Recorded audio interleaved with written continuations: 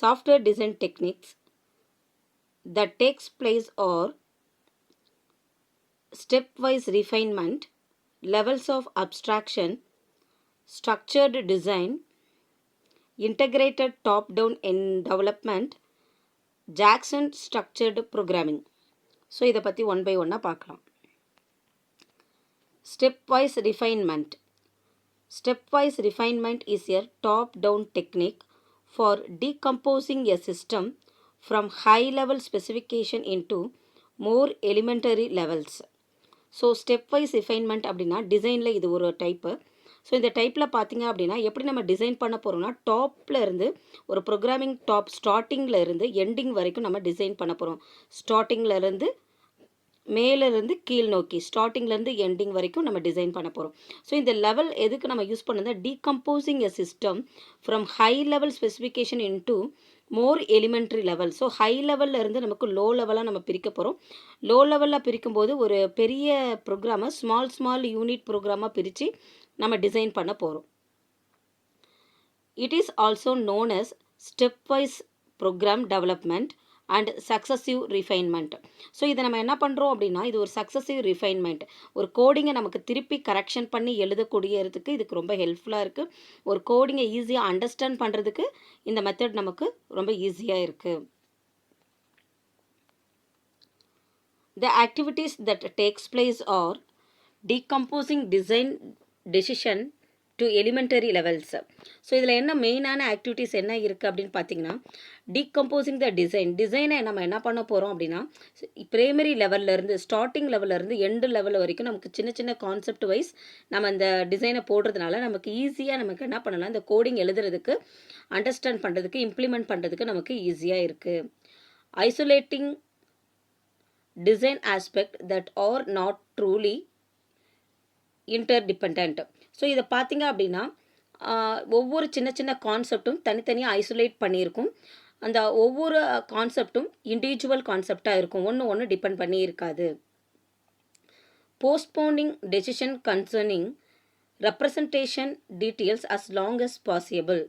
So என்ன பண்ண போகிறோம் அப்படின்னா நமக்கு இந்த மெத்தடை நம்ம யூஸ் பண்ணி நமக்கு ஃபர்தர் ஃப்யூச்சர் என்ஹான்ஸ்மெண்ட்டுக்கு இந்த மெத்தட் நமக்கு ரொம்ப ஹெல்ப் பண்ணும். ஏன்னா ஸ்மால் பார்ட்டாக நம்ம என்ன பண்ண போகிறோம், டிசைன் பண்ண போகிறோம். ஒரு ப்ரோக்ராம் இருந்துச்சு அப்படின்னா அந்த ப்ரோக்ராமில் ஒரு ஃபங்க்ஷனாலிட்டி லெவலாக நம்ம பிரிச்சுக்கலாம். ஒரு 50 லைன்ஸ் கோடிங்ஸ் இருந்துச்சு அப்படின்னா 10 லைன்ஸாக நம்ம என்ன பண்ணலாம், கான்செப்ட் வைஸ் பிரிச்சுக்கிட்டு அதுக்கு நம்ம என்ன பண்ணலாம், டிசைனிங் எழுதலாம். ஸோ இந்த மெத்தட் பார்த்திங்க அப்படின்னா நமக்கு ரொம்ப ஹெல்ப்ஃபுல்லாக இருக்குது ஃப்யூச்சர் என்ஹான்ஸ்மெண்ட் டெவலப்மெண்ட்டுக்கு. Carefully demonstrating that each successive step in the refinement process is a faithful expansion of previous steps. So இதை எப்படி நமக்கு டெமான்ஸ்ட்ரேட் பண்ணும்போது நமக்கு எப்படி தெரியுது அப்படின்னா நம்ம ப்ரீவியஸ் ஸ்டெப்ஸில் இருந்து ஒரு நியூ ஸ்டெப்ஸை நம்ம டெவலப் பண்ணலாம். ஸோ ஒரு பழைய ஸ்டெப்ஸ்லேருந்து ஒரு புது ஸ்டெப்ஸை டெவலப் பண்ணலாம். ஒரு பழைய கோடிங் மெத்தட்லேருந்து ஒரு புது கோடிங்கை உருவாக்கி அந்த கோடிங்கை நம்ம என்ன பண்ணலாம், ஃப்யூச்சராக இன்னும் பெரிய ப்ரோக்ராமிங்காக நம்ம என்ன பண்ணிட்டு போகலாம், டெவலப் பண்ணலாம். Major benefits: top down decomposition, incremental addition of details, postponement of design decision, continual verification of consistency. So இதில் மெயினாக என்ன பார்த்தீங்கன்னா டாப் டவுன் இதில் பார்த்தீங்கன்னா இந்த ஸ்ட்ரக்சரல் ரிஃபைன்மெண்ட்டில் பார்த்தீங்க அப்படின்னா நமக்கு ஸ்டார்டிங்லேருந்து எண்டு வரைக்கும் நமக்கு என்ன பண்ணணும், பார்ட்டாக ஒர்க் பண்ணுறதுனால ஒரு பெரிய ப்ரோக்ராமை நம்ம ஷார்ட் பண்ணுறதுக்கு ஈஸியாக இருக்குது. ஸோ இந்த சின்ன சின்ன கான்செப்டை வச்சு நமக்கு நிறைய பெரிய கான்செப்ட் நம்ம உருவாக்கலாம். ஸோ பார்த்திங்க அப்படின்னா இது ஒரு டிசைன் பண்ணுறதுக்கு நமக்கு என்ன பண்ணலாம், ஒரு டிசைன் பண்ணுறதுக்கு ஈஸியாக இருக்குது.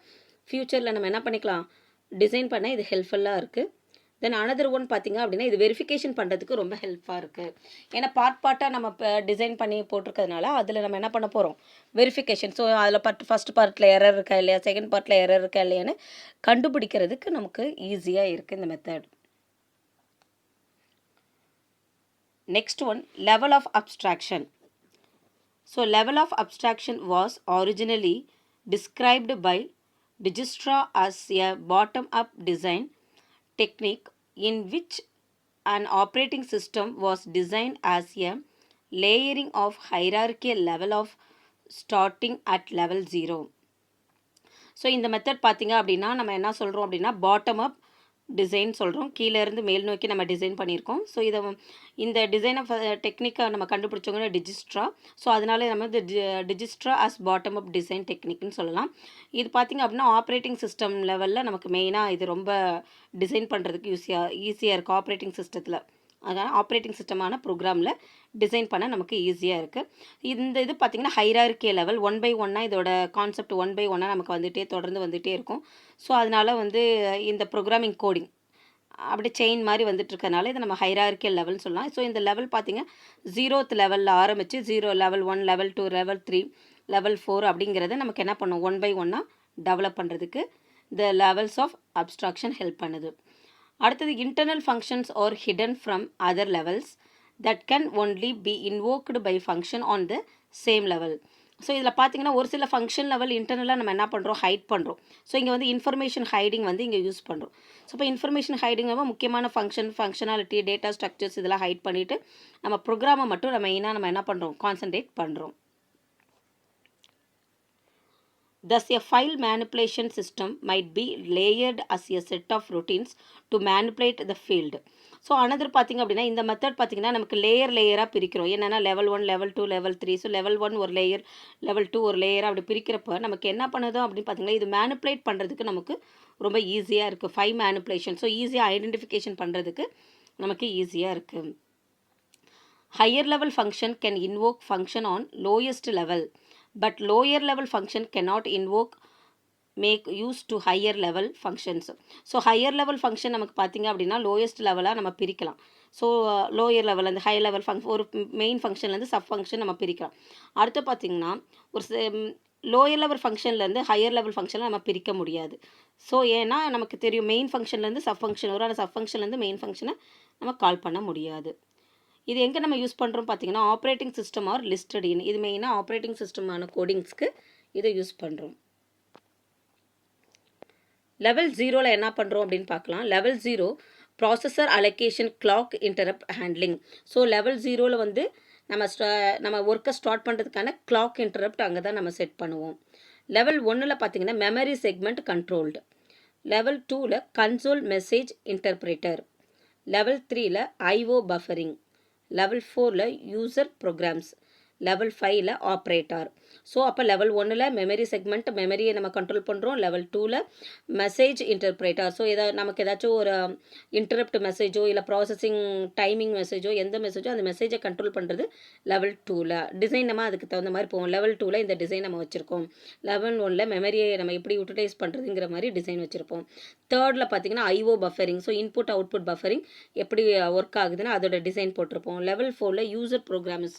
ஸோ யூசர் என்ன கொடுக்குறாங்க என்ன மாதிரி அவுட்புட் வருது அப்படிங்கிறத 4th லெவலில் வச்சுருப்போம். 5th லெவலில் என்னென்ன ஆப்ரேட்டர்ஸ்லாம் நம்ம யூஸ் பண்ணுறோம் அப்படிங்கிறத 5th லெவல் டிசைனில் நம்ம காமிச்சிருப்போம்.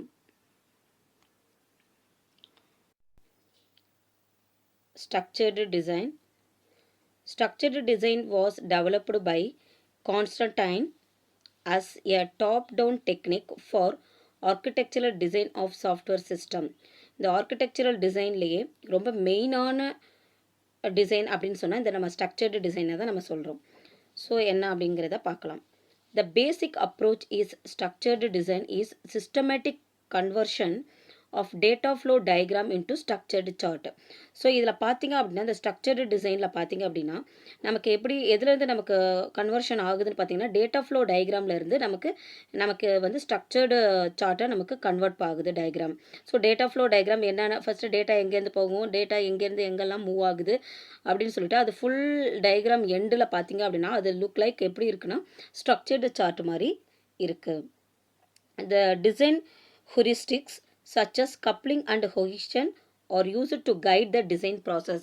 ஸோ இந்த டிசைன் பார்த்திங்க எப்படி இருக்கும் அப்படின்னா ரொம்ப ஸ்ட்ராங்கான ரிலேஷன்ஷிப் உள்ள ஒரு டிசைன் சொல்லலாம். ஒரு ஸ்ட்ராங் அண்ட் ரிலேஷன்ஷிப் ஒவ்வொரு டிசைனுக்கும் இடையில ஒவ்வொரு ரிலேஷன்ஷிப் இருக்கும்.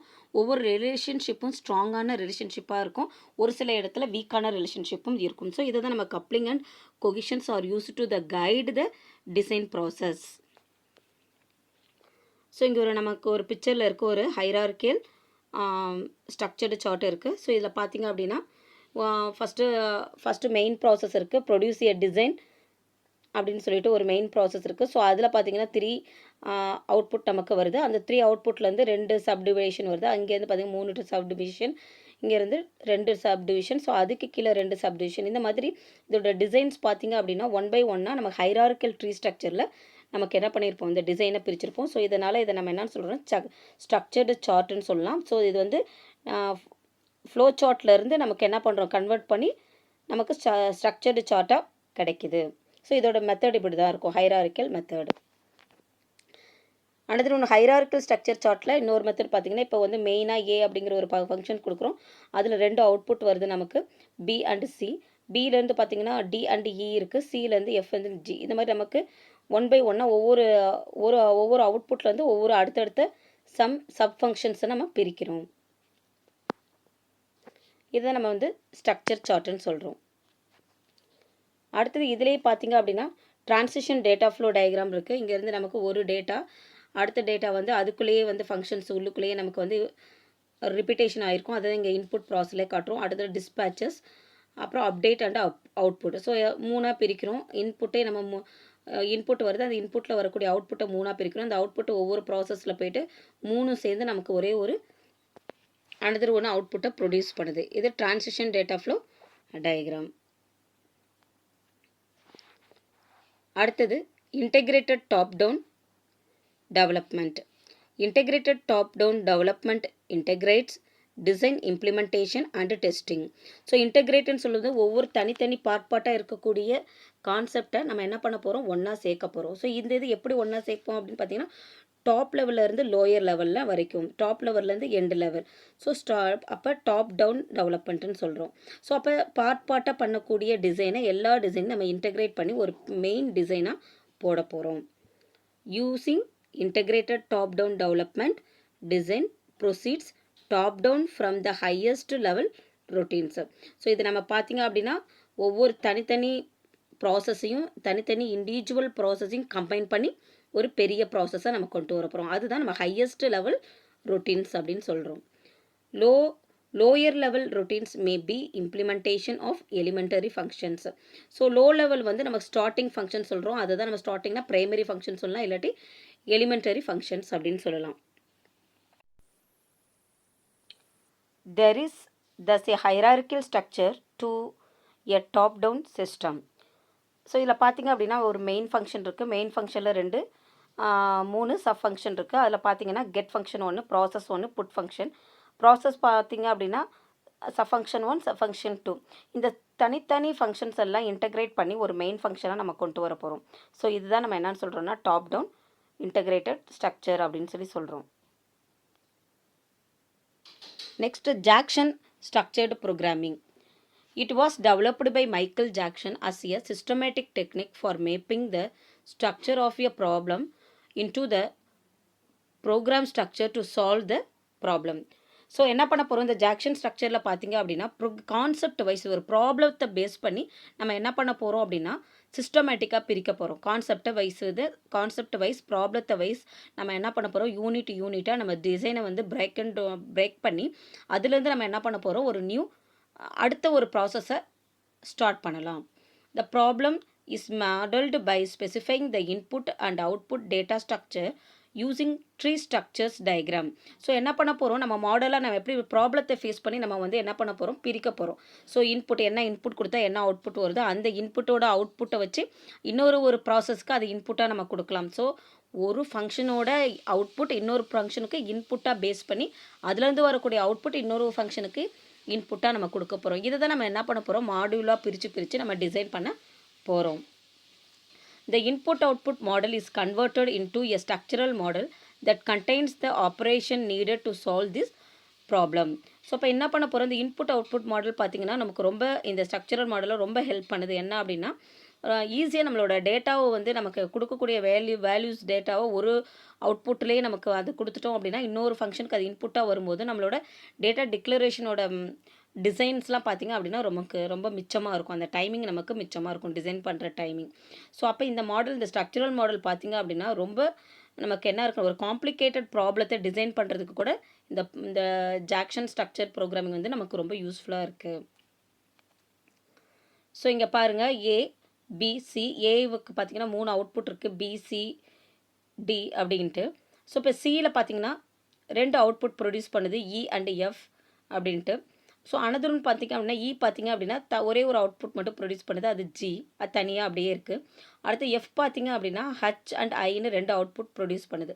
ஸோ அப்போ ஏயோட அவுட்புட் வந்து பிசிடி, அப்போ இஎஃபோட இன்புட் என்னன்னு பார்த்தீங்கன்னா சி, ஓகேங்களா. ஜியோட இன்புட் என்னென்னு பார்த்தீங்கன்னா இ, அந்த இ வந்து சியோட அவுட்புட். அடுத்தது ஹச் அண்ட் ஐயோட வந்து இன்புட் பார்த்தீங்கன்னா எஃப். ஸோ இப்போ எஃபோட அவுட்புட் வந்து ஹச்ஐ. ஸோ அப்போ ஒரு இதோட ஒரு கான்செப்டோட ஒரு ஃபங்க்ஷனோட அவுட்புட் வந்து இன்னொரு கான்செப்ட்டுக்கு இன்புட்டாக நமக்கு கொடுக்குது. இது வந்து ஜாக்ஷன் ஸ்ட்ரக்சரில் நமக்கு இதை தெளிவாக சொல்கிறோம். ஸோ இந்த மெத்தட் பார்த்திங்க அப்படின்னா நமக்கு காம்ப்ளிகேட்டட் ஒரு டிசைனை கூட நமக்கு ஈஸியாக டிசைன் பண்ணுறதுக்கு இந்த மெத்தட் நமக்கு ஹெல்ப் பண்ணுது. தேங்க்யூ.